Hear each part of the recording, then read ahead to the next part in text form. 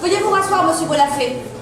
L'année dernière et en 2015, ce sont des pans entiers des forêts de Sumatra et de Bornéo qui sont partis en fumée. Il existe d'autres entreprises que finance la BNP. Par exemple, Suncor Energy, spécialisée dans l'extraction du pétrole issu des gaz bitumineux au Canada. Pour avoir financé Suncor Energy et Williams, j'accuse Jean-Laurent Bonafé. Par ailleurs, l'entreprise Villemar n'hésite pas à faire travailler des enfants entre 8 et 14 ans qui doivent porter des charges entre 12 et 25 kilos pour un salaire de misère. L'entreprise Villemar n'hésite pas non plus à employer des femmes forcées à travailler pendant des heures et sous une pression financière constante. Merci. Merci beaucoup pour ces précisions sur l'entreprise Wilmar. J'appelle maintenant à la barre David Archambault, chef de l'attribution de Standing Rock, s'il vous plaît. Je représente les Sioux du Dakota et de l'Iowa, situés au nord des États-Unis. Depuis 2014, nous nous battons contre le projet pétrolier Dakota Access Pipeline, qui doit traverser notre réserve, en détruisant nos ressources et notre patrimoine.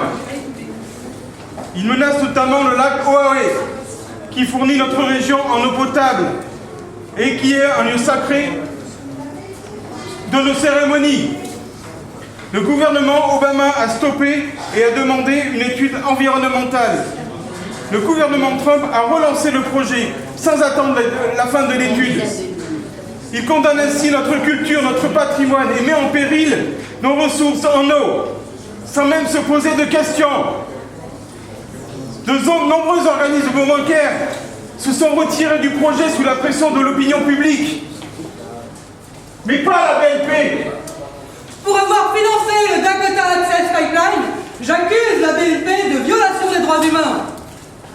Très bien, vous pouvez vous rasseoir. Pour conclure, j'appelle à la barre un lanceur d'alerte anonyme qui a révélé l'affaire des Panama Papers, présenté sous le nom de John Doe, s'il vous plaît.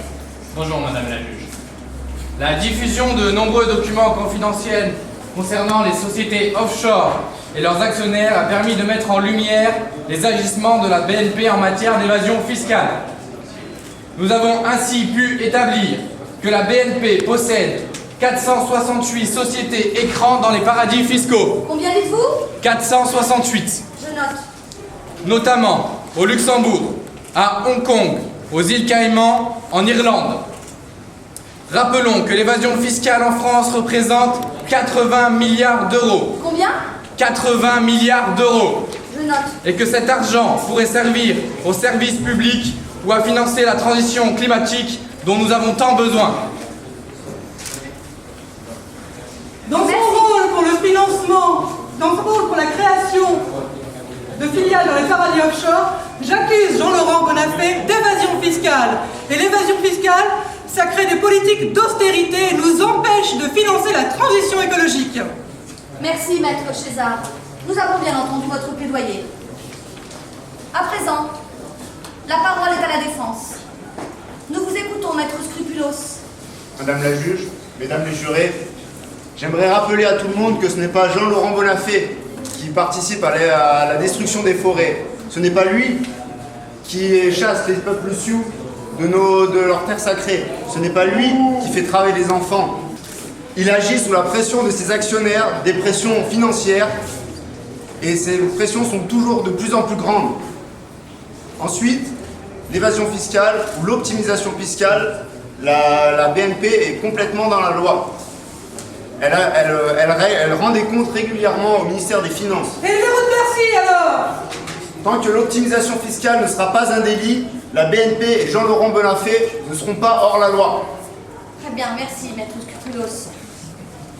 Eh bien, maintenant, nous allons écouter la délibération du jury.